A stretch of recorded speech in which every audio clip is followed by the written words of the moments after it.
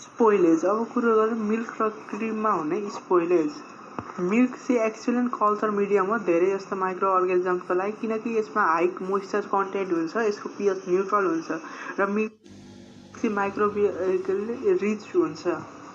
मिल्कमा चाहिँ plenty storage of एनर्जीहरू हुन्छ, जस्तै मिल्क सुगर ल्याक्टोज हुन्छ, बटर फ्याट हुन्छ, साइट्रेट हुन्छ, नाइट्रोजनस कम्पाउन्ड हुन्छ, युरिया हुन्छ, एसेसरी मिनरल्सहरू हुन्छ होइन, माइक्रो अर्गानिजम ग्रोथ गर्नको लागि।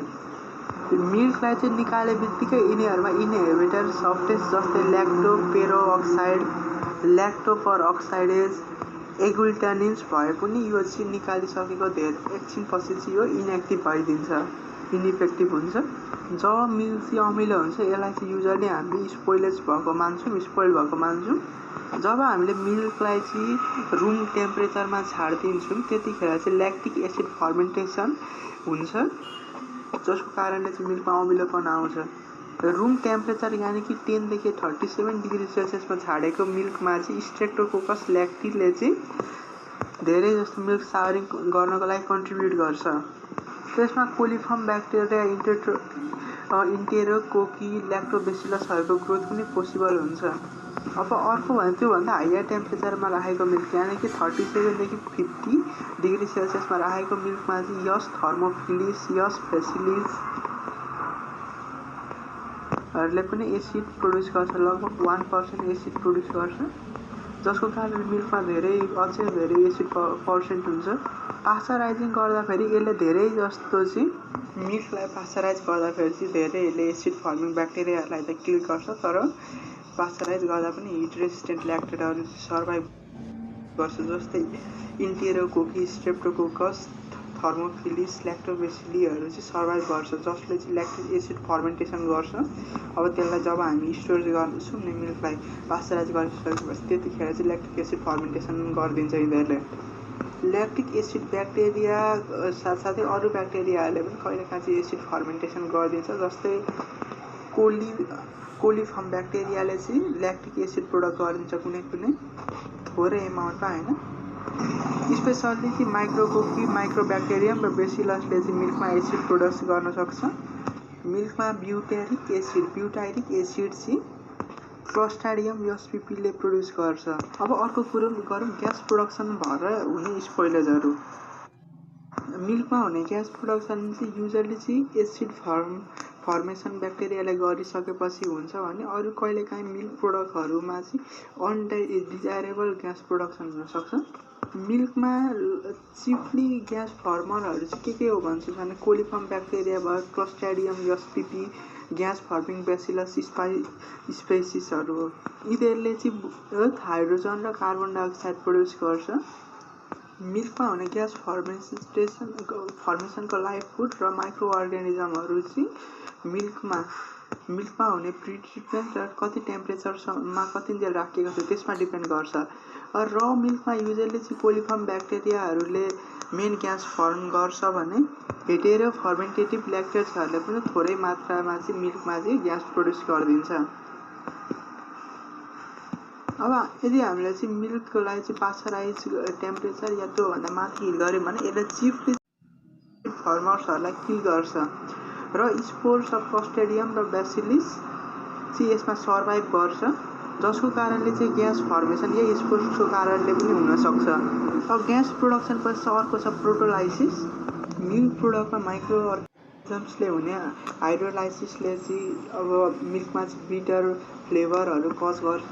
प्रोटोलाइटिक माइक्रो अर्गानिजम्सहरूले चेन्ज ल्याउने चाहिँ फर्स्टमा चाहिँ छ के भन्दाखेरि एसिड प्रोटोलाइसिस, जसमा चाहिँ एसिड प्रोडक्सन र प्रोटोलाइसिस दुइटै सँगै अकर हुन्छ।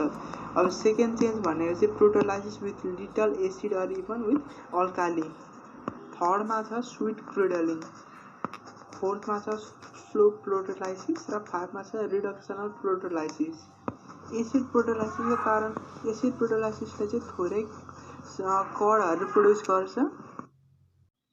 Acid proteolysis several species of माइक्रोकोकसहरूले कज गर्छ। कुनै चाहिँ काउमै डेभलप भएको हुन्छ काउको तलतिर, अनि त्यसले चाहिँ अब दुध लिँदाखेरि त्यसमा त आइहाल्छ। अर्को चाहिँ छ इन्टेस्टाइनल स्ट्रेप्टोकोकी या इन्टेरोकोकी। यो चाहिँ ल्याक्टिक एसिड अर्गानिजम हो। यसलाई चाहिँ प्रोटोलाइटिकले एक्टिभली प्रोटोलाइटिक हुन्छ। यो चाहिँ थर्मोड्युरिक हो र त्यसकारण यसले चाहिँ मिल्कमा पनि के गरिदिन्छ भन्दाखेरि एसिड प्रोटोलाइसिस कज गराइदिन्छ पास्चराइज गरेको मिल्कमा पनि। ब्याक्टेरियाहरूले प्रोटोलाइसिस गरेपछि युजली मिल्क चाहिँ अल्कालाइन हुन्छ प्रोटिन डिकम्पोजिसन गर्नको लागि। धेरै जस्तो ब्याक्टेरियाहरूले स्विट कडलै गरिन्छ, यानि कि मिल्कलाई चाहिँ कोगुलेट गरेर जमाउँछ मिल्कमा रहेको केसिन डाइजेस्ट गर्नु अघि। यस्तो एक्टिभली प्रोटोलाइटिक ब्याक्टेरियाहरू चाहिँ species Micrococcus, Alcaligenes, Pseudomonas, Proteus, Flavobacterium, Serratia, genera Bacillus, Clostridium of the स्पोरोफर्महरू हुन्छन्। ब्याक्टेरिया बेसिलस सेरसले चाहिँ पास्चराइज गरेको मिल्कलाई चाहिँ स्विट क्रडलिङ गराइदिन्छ। अब मिल्कहरूमा चाहिँ स्पोरेज कन्डिसन चाहिँ फलोइङ कारणकोले पनि कमन छ, जस्तै आयर, पास्चराइजिङ टेम्परेचर, अर्को साइक्रोट्रोपिक क्यापेसिटी अफ सम बेसिली, यानि कि चिसो सहन सक्ने क्यापेसिटी। थर्डमा छ धेरै जेलसम्म राख्यौँ भने। अब सेकेन्डमा छ रोपनेस। यो रोपनेस र स्लिमनेस चाहिँ मिल्क क्रिमहरूमा अकर हुनसक्छ। नन ब्याक्टेरियल रोपनेस र स्लाइमनेस चाहिँ फलोइङ कारणहरूले हुन्छ। फर्स्टमा छ काउको बडीबाटै आउन सक्छ कहिलेकाहीँ अर्गानिजमहरू, जो चाहिँ बाहिर राख्दा होइन काउको बडीबाटै आउँदाखेरि फर्स्ट रोपनेस स्लिमनेस हुने गर्छ। अब सेकेन्डमा छ स्लिमनेस चाहिँ हामीले क्रिम थुपार्दा गऱ्यौँ भने त्यतिखेर पनि अकर हुन्छ। अब थर्ड रिजन हो सानो पातलो केसिन या ल्याक्टेल रुमिनको थिन लेयर चाहिँ स्ट्राइकनेस, यानि कि लामो तेन्द्रो जस्तो हुँदाखेरि कुलिङमा, यस्तो कारणले पनि रोपनेस र स्लिमनेस आउँछ। ब्याक्टेरियल रोपनेसलाई चाहिँ सेलको स्ट्रिमी क्याप्सुल मेटेरियलको कारणले कज हुन्छ। युजली चाहिँ गम या म्युसिनले हुन्छ। अर्डिनरी हेर्नुपर्दा चाहिँ यो चाहिँ बेस्ट भने चाहिँ लो टेम्परेचरमा ग्रो हुन्छ। रोपनेस चाहिँ जति एसिडिटी मिल्क या क्रिमको बढ्छ त्यति रोपनेस चाहिँ घट्छ। मुख्यतया चाहिँ दुई खालको ब्याक्टेरियल रोपनेस हुन्छ। सुरुमा फर्स्टमा चाहिँ के हुन्छ भन्दा माथिको टप चाहिँ मोर रोपी हुन्छ, त्यहाँदेखि घट्दै तल जान्छ भने।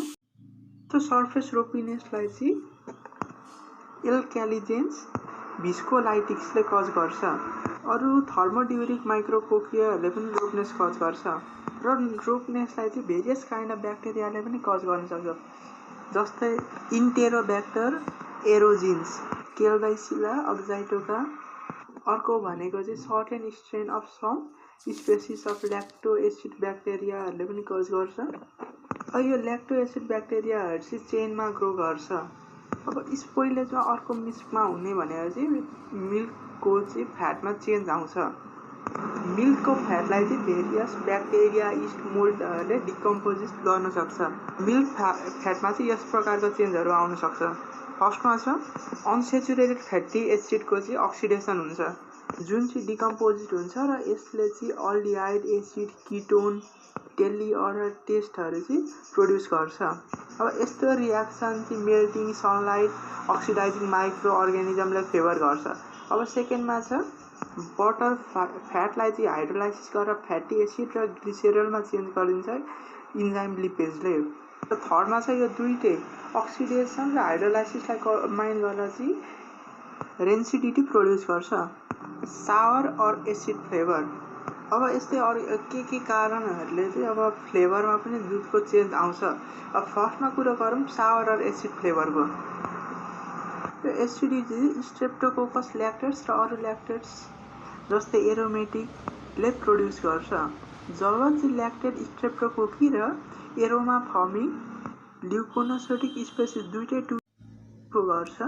जब चाहिँ अब एमाउन्ट कति चाहिने amount of volatile fatty acid coliform ब्याक्टेरियाले प्रोड्युस गर्छ नि, त्यतिखेर चाहिँ अब भोलेटाइल फ्याटी एसिड भने चाहिँ फर्मिक एसिड, ब्युटारिक एसिड चाहिँ प्रोड्युस गर्छ, जसको कारणले चाहिँ मिल्कमा सावरनेस र एसिडिक फ्लेभर आउँछ। अर्को छ मिल्कमा बिटर फ्लेभर आउने कुरो। यो मिल्कमा बिटरनेसले युजली प्रोटोलाइसिस भइसकेपछि आउँछ। अदर अर्गानिजम, अब यो प्रोटोलाइसिस गर्ने भन्दा अरू अर्गानिजम जसले चाहिँ बिटरनेस कज गर्छ तिनीहरू चाहिँ छ certain strain of coliform bacteria भयो, एस्पेरोगस इस्टहरू, यिनीहरूले चाहिँ बिटरनेस कज गर्छ। बन्ड या caramel flavour, certain strain of Streptococcus lactis बाट माल्टिजिन्सले चाहिँ यस्तो खालको फ्लेभर प्रड्युस गर्छ जुन चाहिँ फ्लेभर चाहिँ धेरै कुक गरेको फ्लेभर या ओभर हिटेड मिल्कको फ्लेभर जस्तो हुन्छ। अब अर्को छ मिल्कमा आउने कलर चेन्ज। अब मिल्कको कलरलाई चाहिँ फिजिकल र केमिकल कम्पोजिसनले इफेक्ट गर्छ, जस्तै amount of yellowness of butter fat भयो होइन, गाईलाई कस्तो फिड गरेको छ, कम्पोनेन्ट्स अफ ब्लडहरू भयो होइन, यो त्यो फिजिकल कम्पोजिसनको कारणले। अब केमिकल कम्पोजिसनमा चाहिँ दुधको सर्फेसमा देखिने कलर चाहिँ पिगमेन्टेड ब्याक्टेरियाहरूको ग्रोथको कारणले, मोल्सको कारणले हुनसक्छ। ब्लू मिल्क चाहिँ स्ट्रेप्टोकोकस ल्याक्टिड्सले चाहिँ डिप ब्लू कलर बनाउँछ मिल्कका लाइट। येल्लो मिल्क चाहिँ स्युडोमोनास सिन्जेन्थाले कज गर्छ भने रेड मिल्क चाहिँ जेनरल स्पेसिस अफ सेरिटा यानि कि सेरिटा मेरेसेन्सहरूले कज गर्छ। ब्राउन मिल्कलाई चाहिँ स्युडोमोनास पिटेरफेसिन्सले कज गर्छ।